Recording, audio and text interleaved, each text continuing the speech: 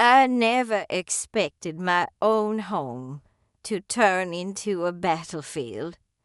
What was once filled with warmth, laughter, and simple family moments slowly became a place of shadows, secrets, and betrayal. It began quietly, almost like a whisper, something I couldn't quite see but could feel deep inside me. My son had married a woman I tried my best to welcome into our family. I gave her the kindness of a mother, the warmth of a grandmother, and the respect of a friend. But over the years, little things began to change. A cold stare here, a dismissive tone there. I brushed it off, telling myself, she's just stressed. She'll come around. But then, strange things started happening. My belongings would disappear, a ring I treasured, letters from my late husband, even an old scarf that held memories of my youth. At first, I thought I was just becoming forgetful. I even laughed about it sometimes, blaming it on old age. But in my heart, I knew someone was moving things, hiding things, taking things, and it wasn't just my possessions. It was my dignity, my place in my son's home. Conversations changed. My daughter-in-law's words became sharper, colder. She made jokes at my expense, subtle enough that outsiders wouldn't notice, but deep enough to wound me. My son, busy with work, barely noticed the shift in atmosphere.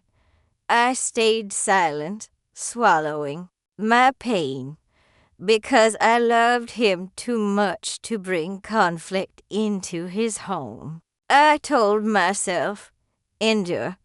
You've been through harder times before. But then came the day everything broke. A celebration. A family gathering, one of those rare moments when the house was full of laughter again. I wanted so badly to feel like I belonged. I wore a bright dress, brushed my hair, even put on the necklace my husband had once given me. I stood there, smiling, hoping to catch my son's eyes, hoping he'd remember that I wasn't just someone in the background, I was his mother. And then, with everyone watching, my daughter-in-law's words cut through me like a knife. She said I didn't belong there, that I was just extra, a burden, someone they didn't invite. The laughter died, and all eyes turned to me. My heart stopped. My son, my own son, looked at me and didn't speak up for me. He stayed silent. That silence hurt more than the cruel words.